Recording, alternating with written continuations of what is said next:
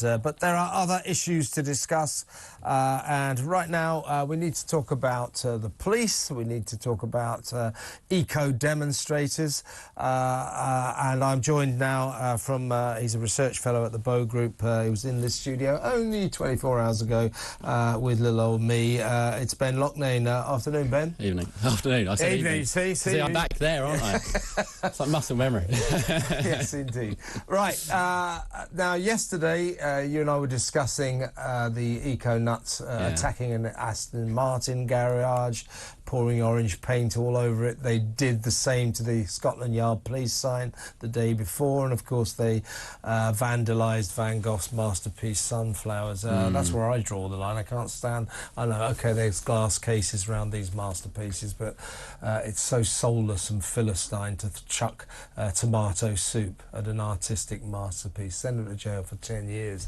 for that one, I say, and maybe send them to jail for 10 years for this. Today, a couple of them climbed the Dartford crossing. Let's have a little look and listen.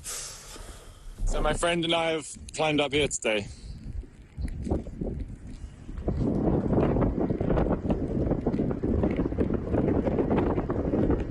We're going to stay here until the government makes a meaningful statement that they will end new licensing and consents for oil and gas extraction in the UK, and that they will start an emergency transition to renewable energy that we need, funded by the fossil fuel companies and the rich.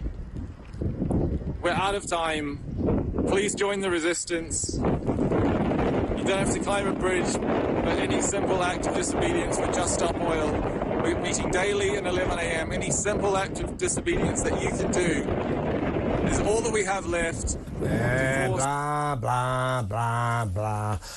The thing about that, Ben, was that they had to close down the Dartford crossing, which is the main artery for thousands of motorists every day, so it caused absolute commuter chaos. And the government is saying it's going to crack down on this. That their demonstrations will be they gluing themselves to the road, closing motorways or closing bridges. They're too disruptive and they're going to crack down on them.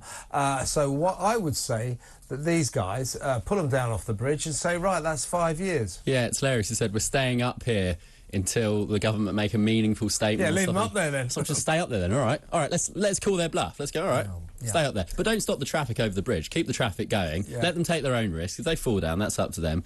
But no, it's ridiculous. The way that they're climbing up and, you know, they're attention seekers. They need to find something better to do with their lives. It's really like, how bored must you be to go, I'm going to go and climb the Dartford Bridge today? Yeah, I imagine. I salute their courage. Pretty scary up there. But that notwithstanding, the problem with that, a lot of people say, well, you know, leave them up there. You know, waiting for the statement that will never come. Who cares? Well, of course, the authorities, they have to take a safety-first approach and they have to close down. Now, anyone who knows the Dartford crossing, I mean, it's constantly packed with tens of thousands of motorists. None of them could get across this morning. Utter chaos. Add that to, you know, fire engines, ambulances that can't get past them when they're gluing their hands to the roads. By all means, they've got the right to protest, they've got the right to demonstrate, but not to ruin everyone else's life. So the government's right, but my question is, when they say we're going to crack down, what do they mean? Well, look, the only reason the bloke said we're going to stay up here until the government does something about it is because they know the police are going to come and drag them down. They wouldn't actually stay up there if they thought that they were just going to be left up there. So, you know, on the one hand, you've got to take them down when they go up, but if we did leave them up there, they wouldn't be up there in the first place. They'd know not to do it. It would be stupid. Or, you know, at some point you're going to fall asleep and then fall off and go to a very horrible death. But the problem is the government doesn't have, frankly, the cojones to do anything about it because they're so, you know, beholden to these lunatics, these, you know, activists. It's a very small minority, by the way. Most of the country don't agree with them, but these are the most vocal, most aggressive people who are really going for it, you know, climbing up monuments, throwing soup around like, you know, spoilt children. It's like a dirty protest. You get in prison, people go throwing their stuff around. It is childish, it is juvenile, and I think it's all about them, and they don't particularly care about climate change. Well, this is why one day care about getting themselves into the limelight. One day it's Occupy Wall Street, next day it's Insulate Britain, then it's Extinction Rebellion, and it's Animal Rebellion. Now it's Stop Oil. It's not about the cause. It's about them. It's about finding some sort of excuse to have all the attention on you and make a big protest. But here's what's interesting: when the government says it's going to crack down, I think it should be automatic prison sentences for all these people. Because if you recall, for reasons that I couldn't quite work out, the government spent ages trying to get injunctions, or the police got injunctions in order to arrest the road blockers and the bridge blockers. My thought would be, well, hang on a second, they're obstructing what is now the King's Highway. That's arguably against the law. Just arrest them. You know, but when they finally started to put the Insulate Britain demonstrators in jail, the Insulate Britain demonstration stopped. Well, no, they just morphed. They changed their name. They changed their name. They just rebranded. It's now about oil. But look, during lockdown, we had all of these fines, people being arrested, people being convicted, some people being thrown in jail for having a cup of coffee outside. You know, the kind of like ridiculous things. They could do it then. Why can't they do it now when it's actually serious? It's all very well say a crackdown. What do you mean by a crackdown? One of the problems with these demonstrators is, I believe, woke policing, police officers.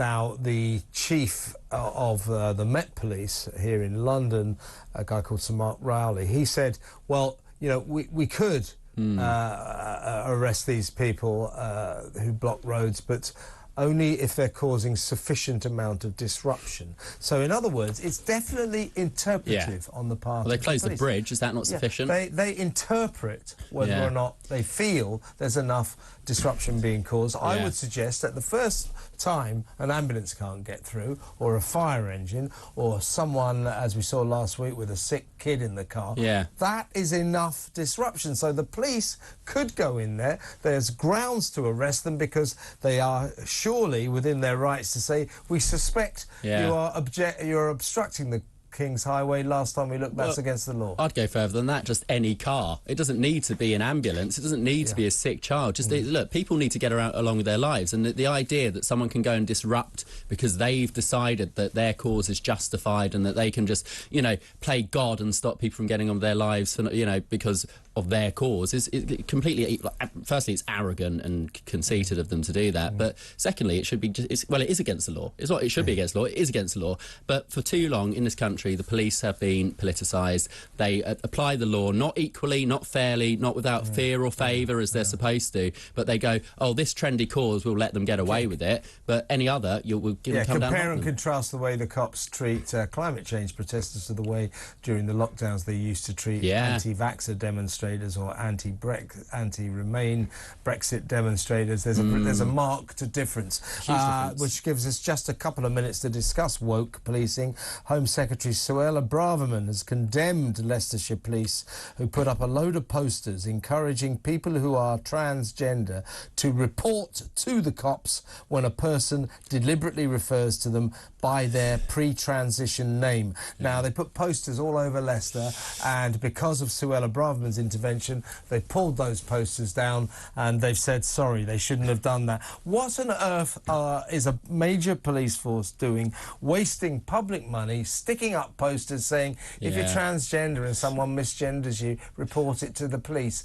Is that really a priority? Well, look, let's just hope Suella has long enough to follow through with any of this stuff, because the government looks like it's collapsing in the next couple of days. So whether she'll still be in post at that, you know, long enough to actually do any of this stuff, which she's saying really good stuff, but will she have time to do it? I hope that, you know, if the government does end up collapsing, Suella will stay on. She'll be one of the people who stays in that job, because she's the best person to be Home Secretary at the moment. And hopefully, if we do end up with a new Prime Minister pretty, you know, sharpish, then hopefully Suella will actually be able to follow through with this stuff, because I think Liz is a big blockade to any of that happening. Why are these cops, I mean, it's top cops, why are they so woke? Why do they do this stuff? I think it's not what the people want from them. Why do they continue down this aggressively woke path? I think that the way that the institutions have been taken over by the woke means that these people only get to those top jobs if they go along with the wokeness all the way up to the top. Anyone who's common sense and, you know, understands reality and a bit of, you know, what's going on, won't get very far in the police anymore. Unfortunately, it's become completely captured and politicised. And don't forget, all top cops are shipped off to